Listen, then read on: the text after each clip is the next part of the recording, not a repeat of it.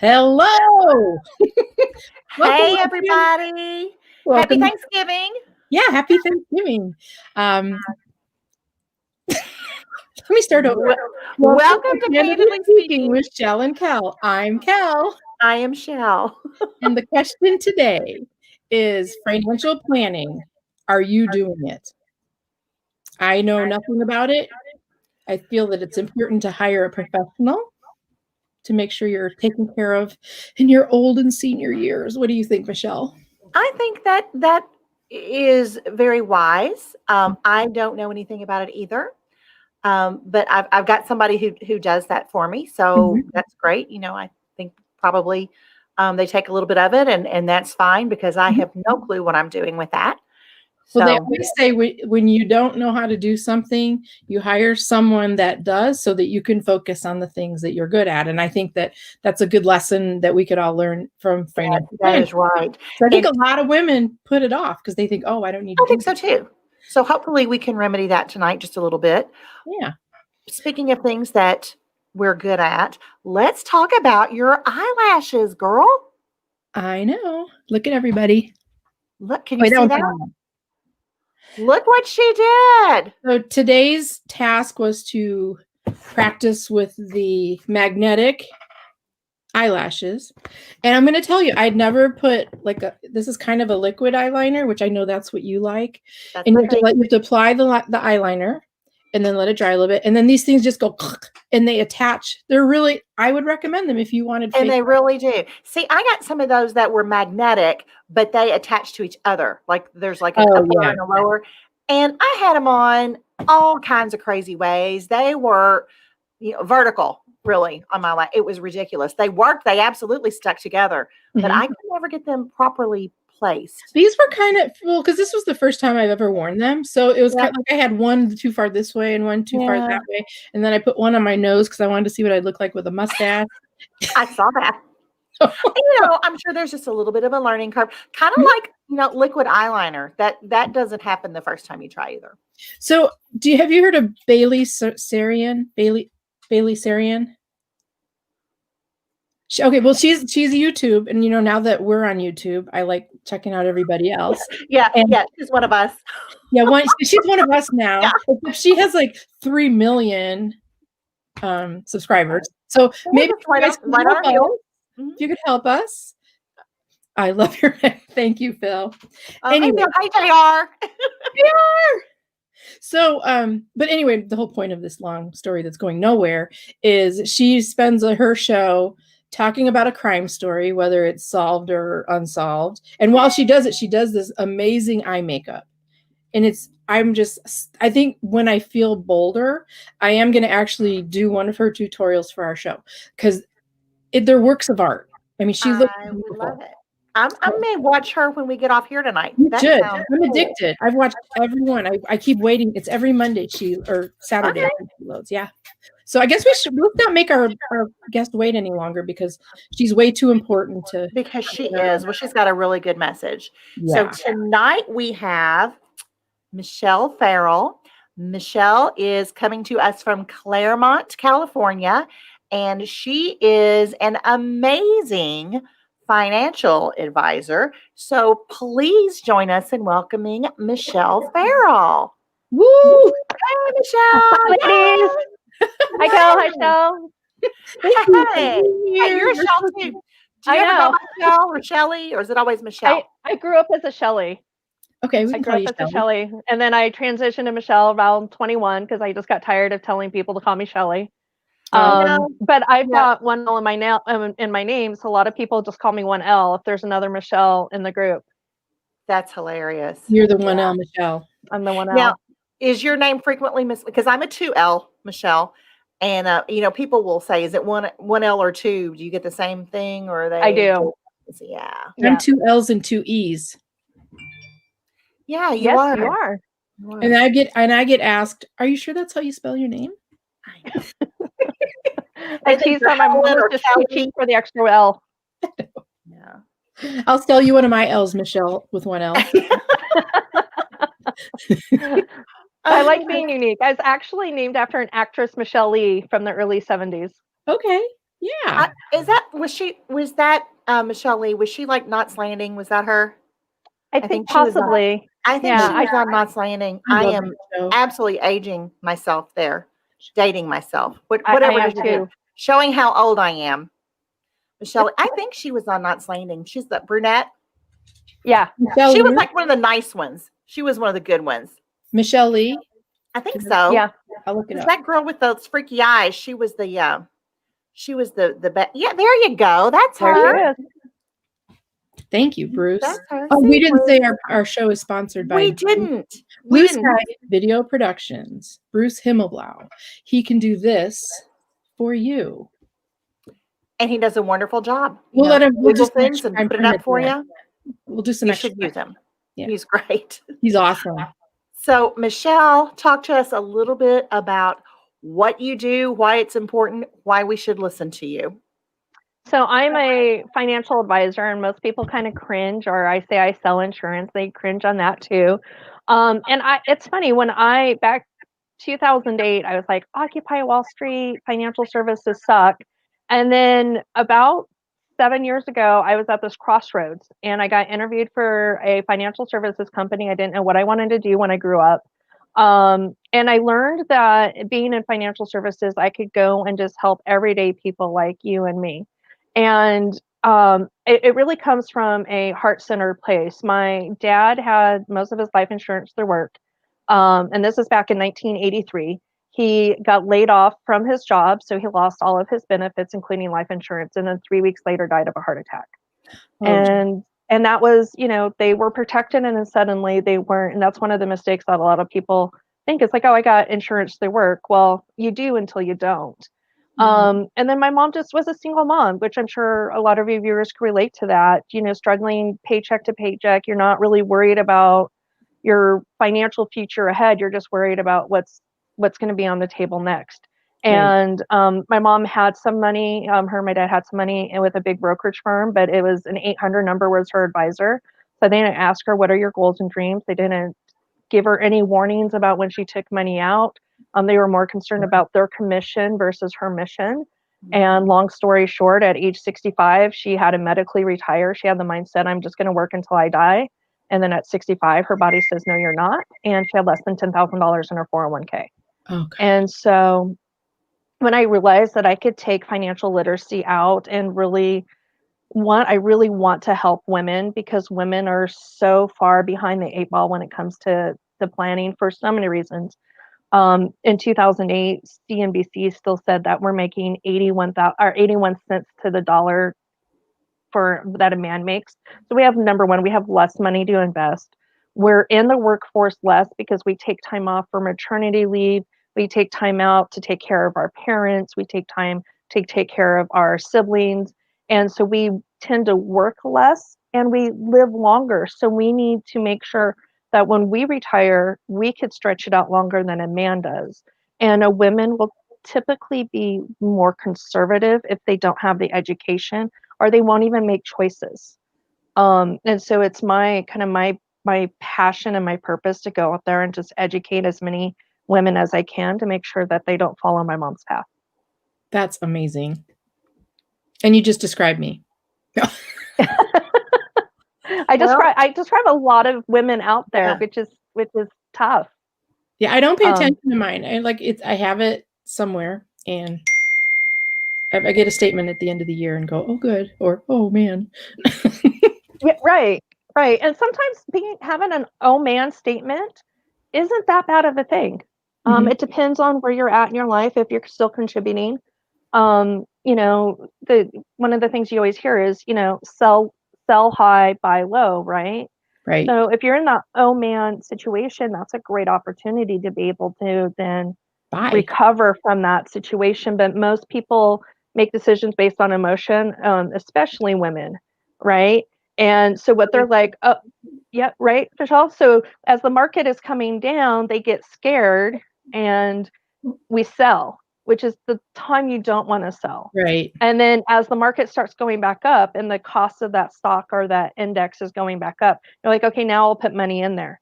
And that's why it's so important to work with an advisor, so we could kind of talk you off of the ledge and say, just hang in there, or you know what, we do need to make some adjustments. But if you're working with an advisor, your own man will be like, oh man, that sucks. Not like oh my God, how am I going to retire next year?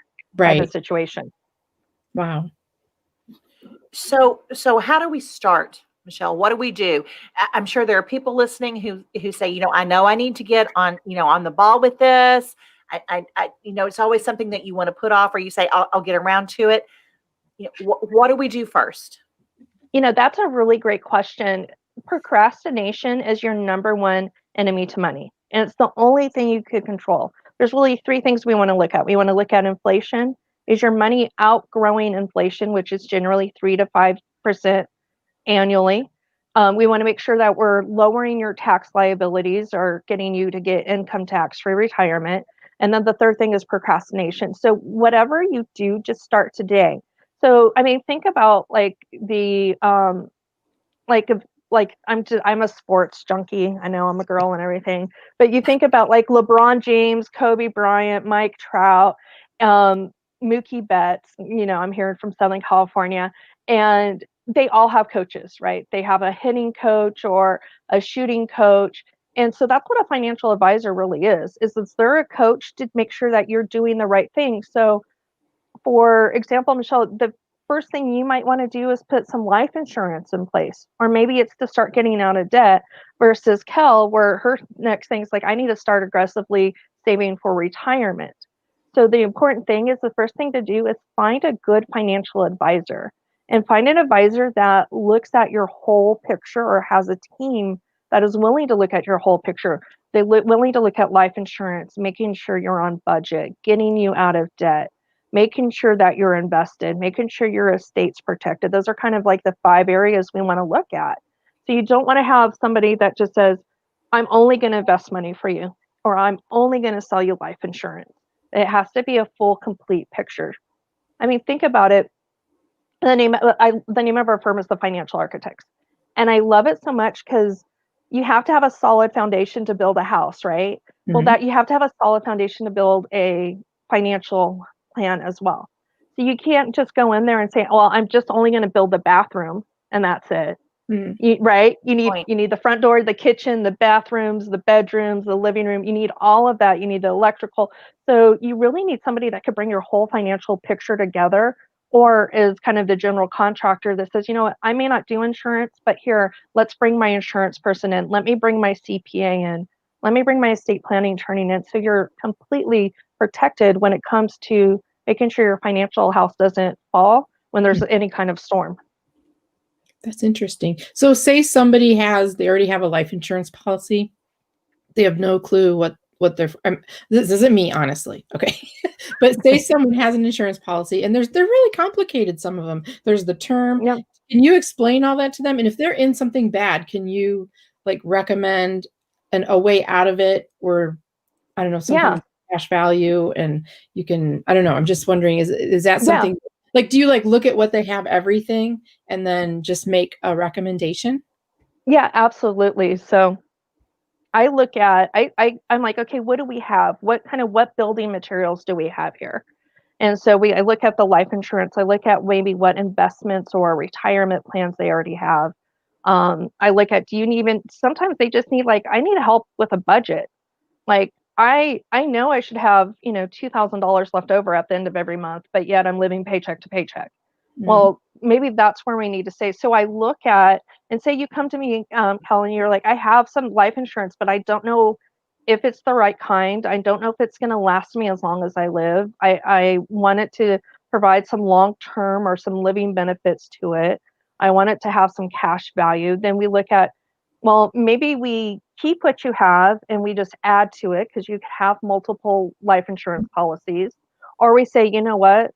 Let's get you a brand new policy, and then you have cash value and say policy A, we could then transfer it over to the brand new policy. It's called a 1035 exchange, so you're able to move it over tax-free. Or sometimes I've even sat down with somebody, I'm like, you know what, you're good.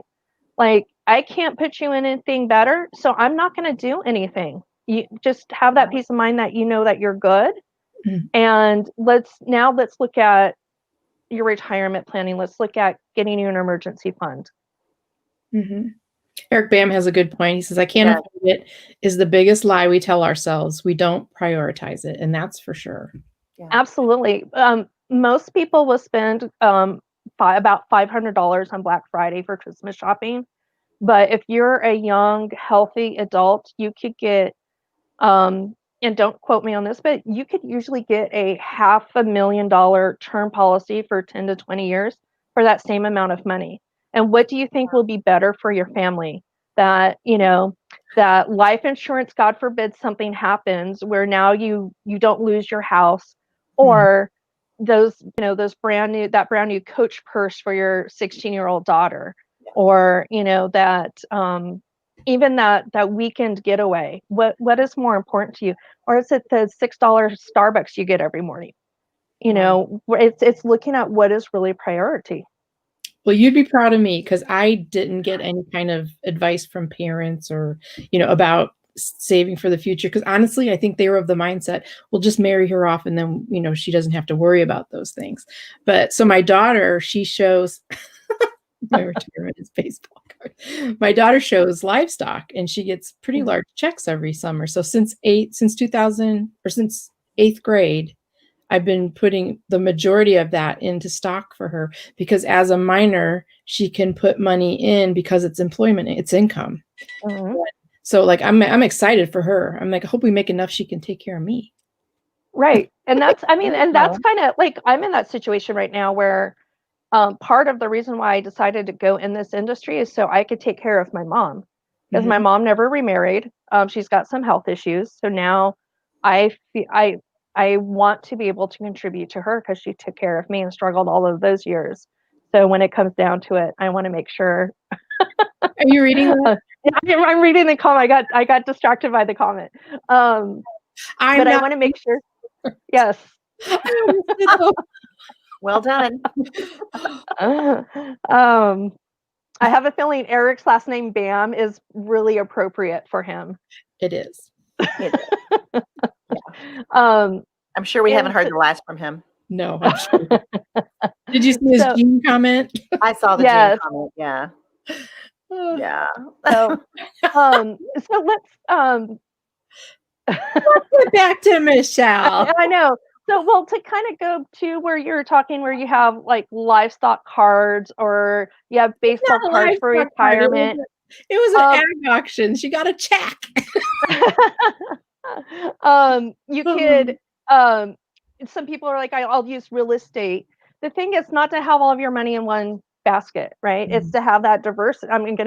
Hey, you may have that Michael Jordan Ricky card or that Babe Ruth Ricky card. You're like, I'm going to sell this and this is going to be my retirement. Well, don't let that only be your retirement, because you never know when the whole world will decide to stop collecting baseball cards or not see them from having any value. Or the dog will get it and eat it. Right. Or your house will flood. Or your house will flood or catch on fire. And you're not thinking about taking that baseball collection out with you. So, and so that's why you need to make sure you have insurance, not only life insurance, but health insurance, home renters insurance, long-term care. That's a huge one.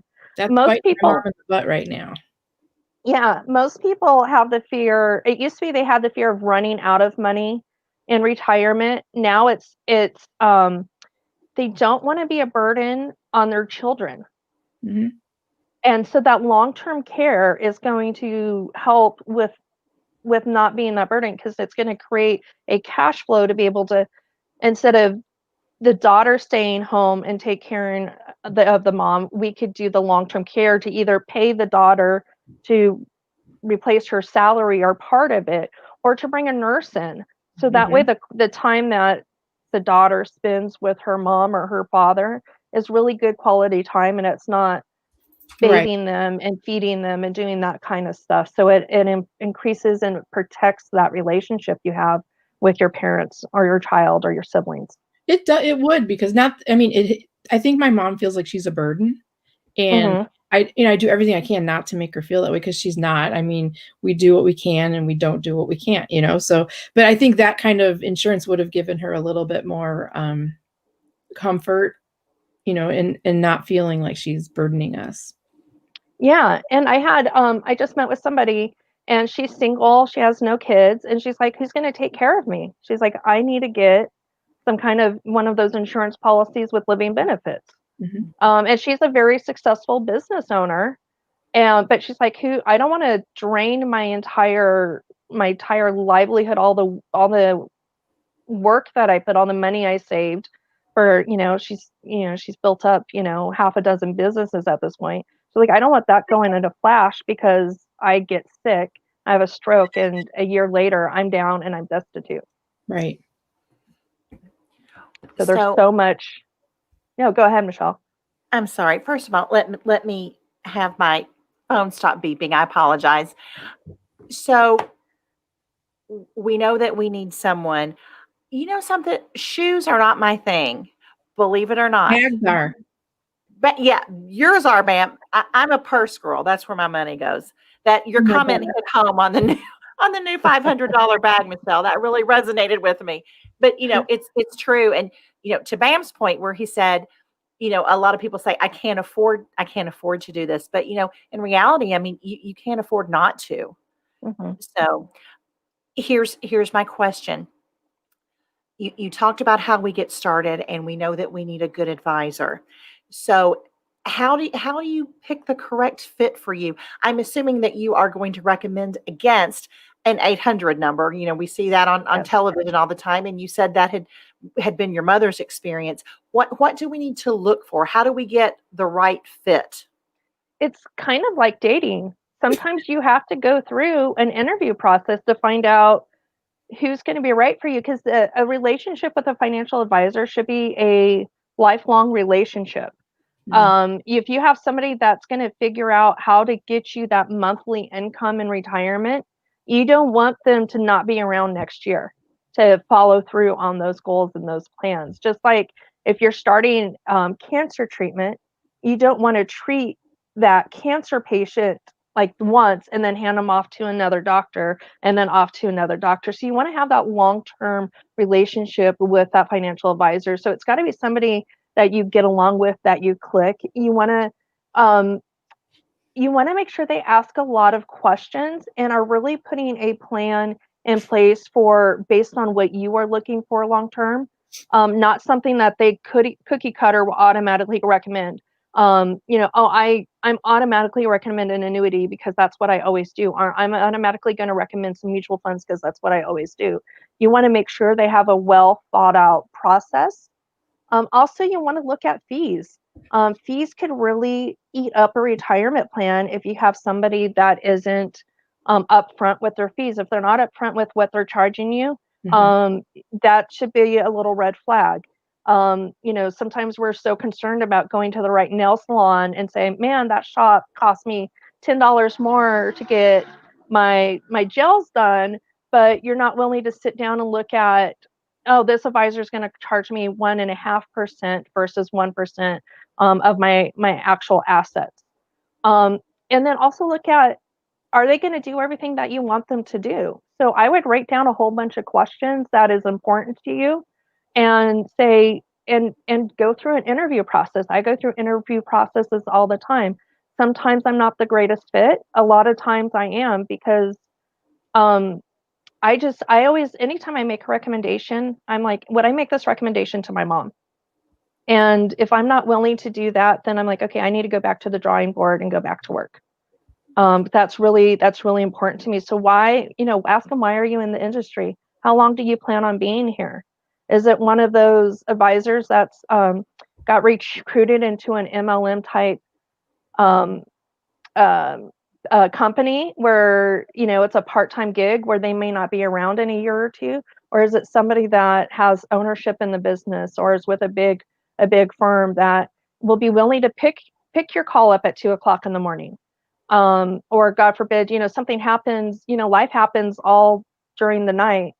You want to have somebody that I could be that first call when, like, God, my husband just passed away and they call me at 11:00 on a Saturday night.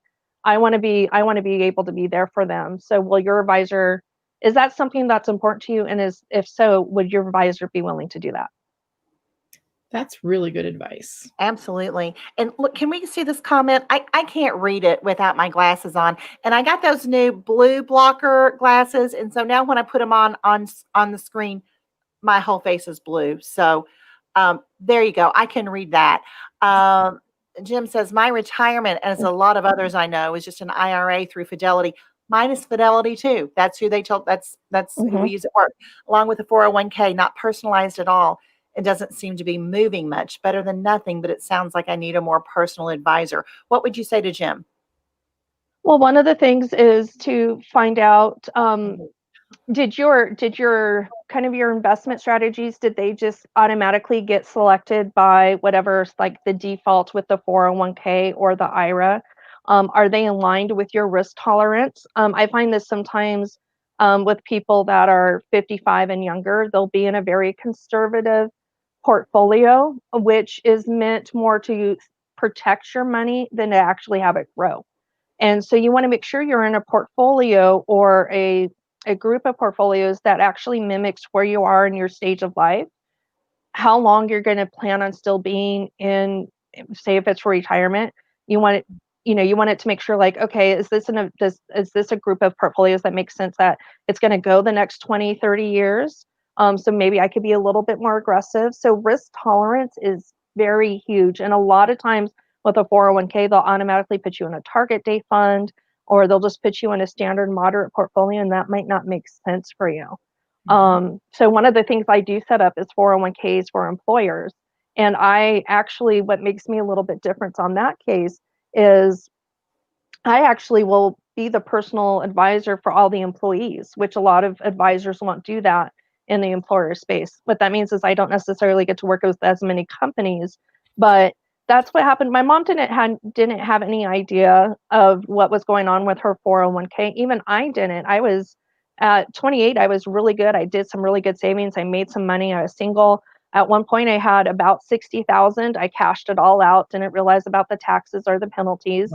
If I would have just let that roll, I probably would be close to $500,000. But because nobody told me, like, hey, you may want to rethink doing this, I didn't know different. So, for anybody that's listening today, I do completely free consultations. So if you want somebody to look at your IRA, your 401k, make sure you're invested in the right portfolios. Feel free to reach out to me and let me know, and I'll be more than happy to have a conversation with you. That's a great offer. Everybody should take you up on that. Yes. I hope so. And here's the thing, y'all. Michelle is like a rock star financial advisor. Okay. Yeah. She was voted the top financial advisor in Southern California. So way to go, Michelle. That is awesome. Thank you. So thank you. How did they choose you?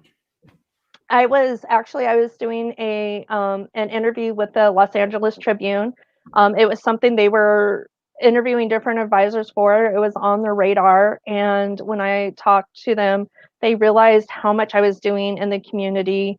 I belong to a couple of organizations, Connected Women of Influence, where we're in the process of designing a woman-led money institute. I've also become on the advisory board for the Women's Symposium of Southern California, which is a nonprofit financial literacy for women.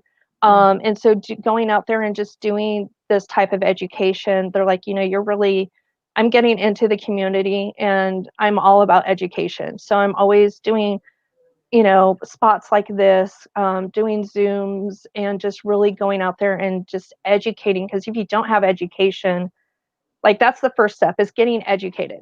And then the second step is, knowledge is power only if you take action, right? So then now the ball, like, I could give you all the advice in the world, but if you don't take it, there's nothing I could do for you. So then you have to be willing to actually take the next steps and move forward.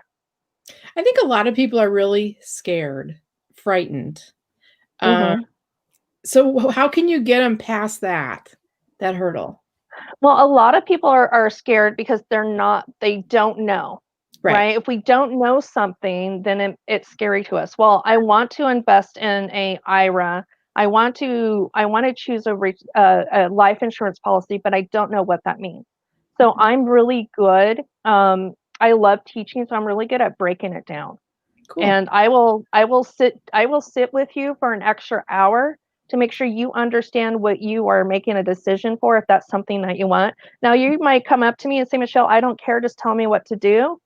Make the recommendation, we'll do it. But if you're one of those that, which I think everybody should be invested at some point, on the knowledge of, okay, this is why we're picking this life insurance policy. This is exactly what it's going to do for you. This is why I'm choosing these portfolios. And so you're going to understand each step of the way. And once you understand something, it takes that fear out of it. And then just getting into action also takes the fear out of it as well. You know, and Joe Ingram is singing your praises over here. He loves you. Oh, thank you. He thinks you're amazing, and we concur. But I appreciate that so much, Michelle, because we are frightened of things that we don't, we're not exposed to, we don't understand. I'm not unintelligent, but I don't know anything about this. So it does kind of scare me, and I would appreciate an advisor who is going to take those, it was willing to break that down, not in a condescending fashion, because again, it's not that I am dumb. I just don't, that's not my thing. I don't know anything about that. So I think so many people are reassured by that there are advisors out there who will do that. Here's my question. Let me preface this with, I apologize if this is a stupid question. Okay. I'm in Kentucky. Could I work with you? You're in California. Are there any state regulations that would prohibit that? Or, can anyone who's viewing this, can anyone reach out to you? How does that work? Absolutely. And that is not a stupid question. When it comes to money, there are no stupid questions. Money is just as important as oxygen, right? Like, you can't survive in this world without it. It's one of the oldest technologies in the world.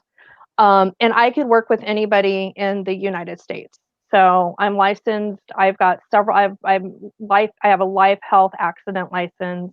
I've got a couple of securities license. So I could really do almost everything in the financial sector. And I'm not limited to borders. Especially, there's been a lot of pivot and I know pivot's kind of one of the overused terms in 2020, right? But I think with everybody getting so much more comfortable with Zoom and FaceTime and all those other video conferences, it's really easy for us to have a conversation just like this. Sure. We've got DocuSign and a lot of other electronic application processes where it's really easy to be able to business when you're 2,000-3,000 miles away. The world is your oyster. It is. I mean, I have clients in Florida, Texas, Colorado, New Mexico. So I've got a couple other people I'm talking with in Illinois right now. So my ultimate goal is to eventually educate 100,000 people in financial literacy. Wow. So I know I could do that in Southern California, but I really like to get it out throughout the country. Well, we'll see what we can do. Thank you. Absolutely. But seriously, I mean, that's, so just encouraging. I think so many people probably, again, watching are just almost comforted by that, because again, it's scary to those of us who know nothing about this. It is just scary. And, I use Fidelity because that's who, I was told to use. I mean, I did, there was no interview process. There was no anything. And I'm thinking about it. I don't recall having any huge conversations with them. I think they probably, no offense to Fidelity. Okay. Let me get that in there. But I think they just probably, put me somewhere in something relatively safe. I mean, I don't know how many more years I have to work. I hope 20 or 30, but I'm right at my mid 50s here. So I have to be realistic. And Fidelity is a great company. They have some really great portfolios, but there may be something else out there that may fit you just as good. Some people are really into socially responsible investing. Some women are like, I want to invest in some, some companies that support women's empowerment, and some people are like, hey, I want to have some alternative investments. So having somebody kind of do the homework for you and then say, okay, do you want option A, B, or C, where you're not spending all of your time to do it. That's the key. And Jim, I want somebody to hand over a bag of money to me as well. well, okay. So, but you could do that though, right? You could say he could go to you and say, "Hey, do this for me," and you could. Yep. Okay. That sounds great. So it sounds like she's got a deal for you, Jim. I know. I think a lot of things that what scared me in the past were do you make more money off of a certain stock, or is there? I know I don't want to. I mean, because sometimes when I worked at Wells Fargo, okay, and I don't know. It just seemed like they did better with certain stocks than others. So it really depends on what your long-term goal is. Is it like, I want to buy a stock and make a lot of money in the next 90 days, or I want to buy a stock and have it grow over the next 20 years so that way I could retire off of it? Because those could be two very different recommendations. Just based on, I'm not, just a, disclaimer here, I'm not recommending any stocks right now, but as example, Zoom, was a really hot stock when COVID-19 hit and everybody was shutting down. Is that a long-term 20-year goal stock? Possibly not. Possibly, but that's one of the things that we're like, okay, let's hold this and let's just do the research and look at it long-term. Sometimes oil stocks are a little bit better. Moderna, Johnson & Johnson, those could be some good stocks as we're looking for a vaccine. So you have to also look at what's going on in the environment. Or is it one of the big ones like Microsoft, Apple, Amazon? You're like, I know this is going to probably be around for the next 5, 10, 15 years. And I know that I probably could just buy some and hold on to it. So it really depends on what your long-term game is. And do you want to have, again, do you want to have all your money in one bucket of 1 or 2 or 3 stocks, or do you want to be diversified in a portfolio where you may have 100 different stocks, bonds, cash into that, where God forbid Zoom, all of a sudden the floor falls out of Zoom, and I'm not, again, predicting this, but you have all these other stocks so you don't lose everything because of one event that happens. So these are conversations, I get calls or I have friends like, what stock should I buy? I'm like, I don't know. I'm not one of those. We're like, well, this is a really hot stock. You need to go, buy 5,000 shares, $5,000 worth of shares in this. I'm not going to be that kind of advisor unless I've had a conversation with you and I know that's the conversation that we've had and I know what your goals and your dreams are and what your risk tolerance is, and then we'll have that conversation. But if you call an advisor and ask for a stock tip and they're willing to give it to you, that tells me that they're more worried about what's important to them and not necessarily you. Very interesting. Thank you for making finances not scary. Yeah, it's not. I mean, and think about all the things you could do with money. I mean, money is fun. There's a reason why they call it currency, right? It flows. It's not supposed to be stagnant. It's supposed to flow. It's supposed to it's supposed to be cyclical. You spend money and then it comes back to you. And so it's crazy to me that people would rather talk about death than money. When you're like, do you realize money, to me, money is just I've never been one I'm going to be a billionaire one day, which I'm not, universe, I'm not objecting to that. But for me, money is options. Do I want to have options in my life? Do I want to have freedom? Do I want to be able to do the things that I want to when I want to do them in the way I want to? And the answer is yes.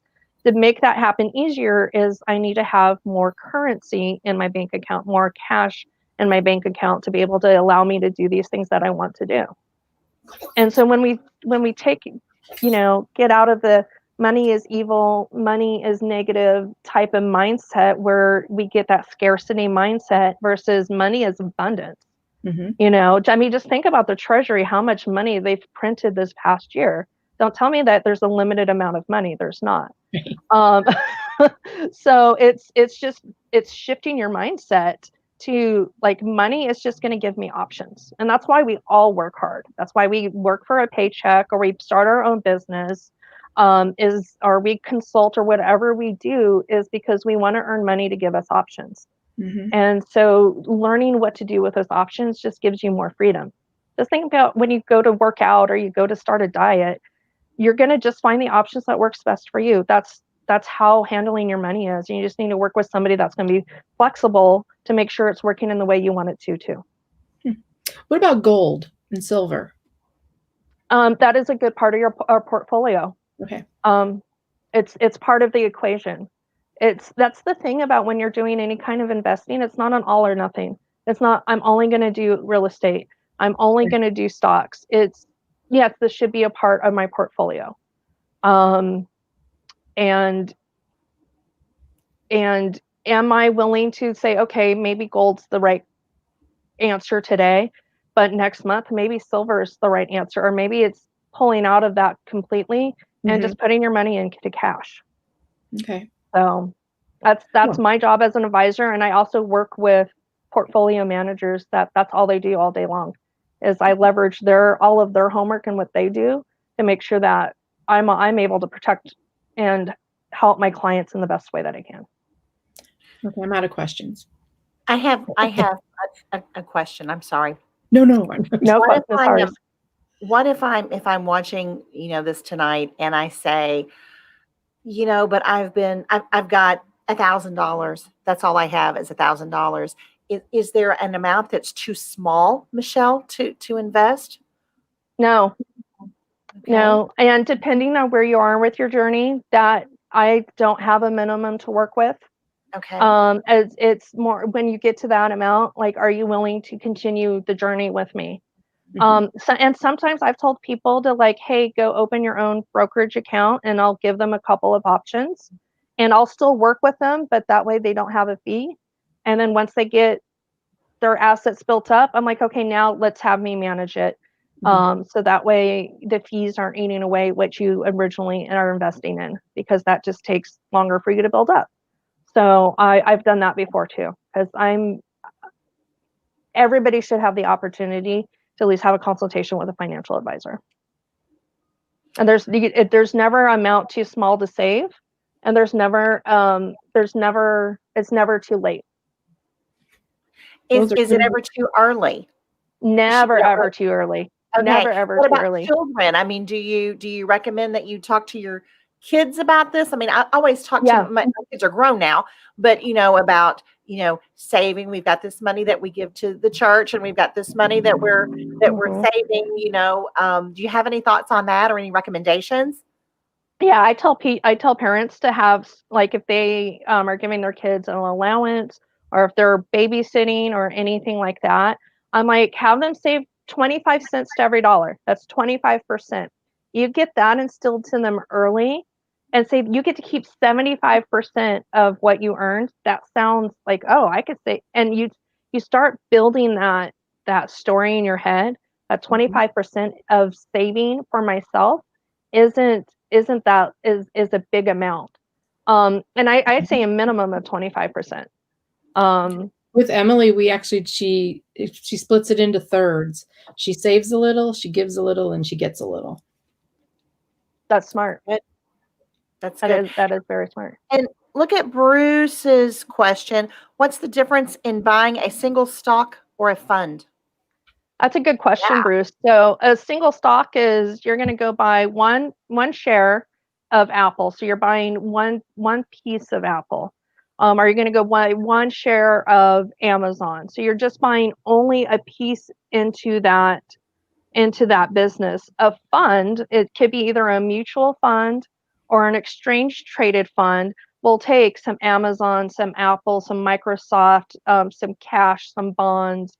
They'll take some and some a whole bunch of different investments, depending on kind of what the mission of that fund is. They'll put it all in one basket, and then you're just buying a share of that fund. So you might buy a fraction of Amazon, a fraction of Microsoft, a fraction of that oil company, a fraction of Exxon. So that way, if something happens, you may go down like a small 0.5% versus Amazon goes down 20%. Now that whole stock, now you're down a whole 20%. So and this is just my personal opinion, if you're doing long-term investing, I always say, let's put you in some funds, some longer term funds. And then if you want to, I have clients that always want to pay in the stock market, then we'll set up a separate account for that. So it's not one or the other, it's what makes more sense for you today. Cool. Okay. Hey, Tim Lord. Tim, thanks. We think so too. Okay, Michelle, big question that's preying on everyone's mind. Yes, finally. Okay. What type of moisturizer do you use? I use Cetaphil. I just keep it very simple. My dermatologist said, I've got some rosacea. I've had skin cancer in the past, and she said, Cetaphil, it's safe. It's not going to have any reactions. Yeah. Let's just go with that. And then I do a little shape stress cold sculpting as well on my face. Really? And yes. So are you pleased with that? I'm so pleased with that. Thank you. I didn't used to have a jawline, or cheekbones. So okay. So on the after show, we are absolutely talking about this. Okay. We're talking about this. So what's really cool about it is it freezes all of the fat cells and then pushes them out of your system. So it's a permanent solution. Can I put it on my butt? Yep. So they do they do butt, legs, arms, stomach. Because it's like cool sculpting, right? Yeah. Because they have a little different formula that they do, but yeah. Yeah, I got cool sculpted, and the thing is, it really worked. But you know how I am, Michelle. You don't, but I'm getting ready to tell you. Here's my deal. So I'm thinking, this is so cool. I'm getting cool sculpted, so I think I'll have me a big old piece of cake because I'll just cool sculpt it away. Doesn't work that way. No. But anyway. But I'm in a weight journey, and so part of it is I wanted to tighten my skin as I continue to lose weight, and so that's part of my journey is doing that, and it's it's a little fun thing that I get to do. I feel so zen and relaxed afterwards. Yeah, isn't it just good though every now and then just to really just do something for yourself. Really is. Yeah. Really, and that's one of the things too, is to remember when you're saving and you're investing is to still allow yourself to have a life. Mm-hmm. Don't cut out everything where all you're doing is saving. Don't become Ebenezer Scrooge, but put that as part of your budget. So every month I allow myself so much for this kind of self-care stuff. And then if I'm like, oh, I want to get cold sculpted, well, I skip a month of all the extra frills and I'm like, okay, now this is my budget. Yeah. And I stick to my budget. I would skip food for that. Yeah. Yeah. Yeah, because you just got a banging jawline now. I mean, your name's kind of over a little bit of your face, but there you go. Yeah. So yeah. And this is only 2 sessions. Wow. Seriously? Oh gosh. Yeah. Okay. Well, I'll have to stalk back on your Facebook page. I will tell you, your life just looks so much fun. You got all your little costume parties and stuff. Y'all look like y'all are just having a ball. Yeah, so, I mean, fun people. I've got to get with some more fun people. I don't have that on my page. Oh, so. Yeah. I just really love life. It's just, it shows. Thank you. It's what can I do today to make myself a little bit better than yesterday?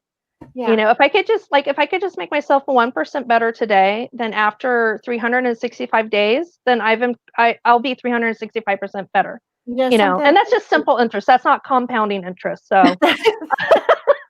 But that's true. And I saw that on your Facebook page. And Kellen, you may know this. We were either talking about that in Mega Minds or it may have been Team 17. Was Bam talking about being 1% better every day? Bam, if you're still on here, we like you. Bam, it might have been Team 17. It may have been David Rogers. I don't know. He's trying to make me laugh with the ragoon pizza thing. I know. Didn't work. Bad in the comments. But such a simple philosophy. But yeah, if we can, me too. Okay, so Michelle, in Kansas City, there's this place called Old Shawnee Pizza. Do you like crab rangoon? I do. Okay.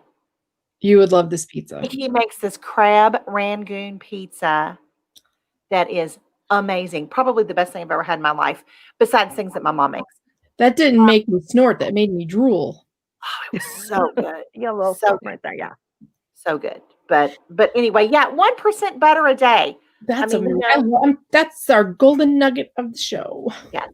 That and the other thing you said, and I meant to write it down, but you said knowledge is power, but you got to do something with it. You said it a little more eloquently than that. It's knowledge is power, but only when you take action. Nice. Right. I paraphrased like the original quote, but I mean, really, if you don't take, like, you could have all this knowledge, but if you just sit like on your couch and don't do anything, what freaking good is it? Right. But if you start applying it, it's when it's applied. Knowledge is power when it's applied. There you go. Words to live by, y'all. Yep. So we have a little bit of time. Actually, we're over, but who cares, right? We're not paying by the hour. We threw our half-hour format out several shows ago. Our half-hour format's gone. Yeah. So how can people reach you? What would you like your message to be to people who are watching now and people that'll be replaying this later? What is the message you would like to give to them? Start saving today if you haven't. So, stop procrastinating today. Find a financial advisor. Don't be afraid to get a second opinion, because you never know what that second advisor will bring into the conversation that your first advisor hasn't. I always welcome my clients to do that. Again, I'm with the Financial Architects. We are located in Southern California, but as I've shared, I could help you all over the country. So you could reach me at 909-367-3208. See, look, no jawline right there. Look at that. No jawline, no cheekbones right there. Sorry, I digress. Beautiful there, Michelle. No, thank you. So again, yeah. So 909-367-3208 or Michelle with one L at T as in Tom, F as in Frank, A as in Alpha, WM at .com. And perfect. Yeah. There you go. Nice. And then I'm on Instagram as Michelle Knows Money, and Facebook, so LinkedIn. So feel free to find me on social media. I'm always doing posts and videos to just get out there and do some education. It's awesome.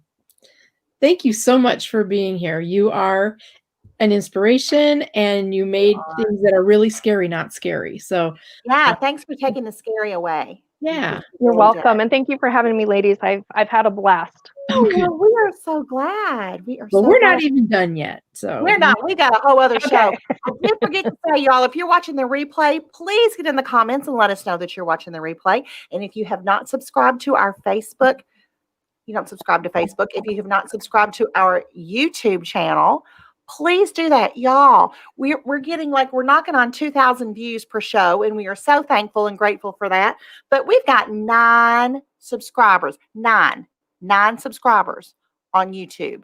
So come on, y'all, subscribe on YouTube. Okay. Yeah, what Michelle said. So please do that. Like our Facebook page. Get in touch with Michelle. We're just gonna fix y'all up. Okay. Appreciate it. No, don't go. Everybody have a safe and oh my goodness. God, wish everybody a happy Thanksgiving. Yes, happy Thanksgiving. Happy Thanksgiving. Thanks, everybody. We'll see you next week. Bye-bye. Happy Thanksgiving. Bye.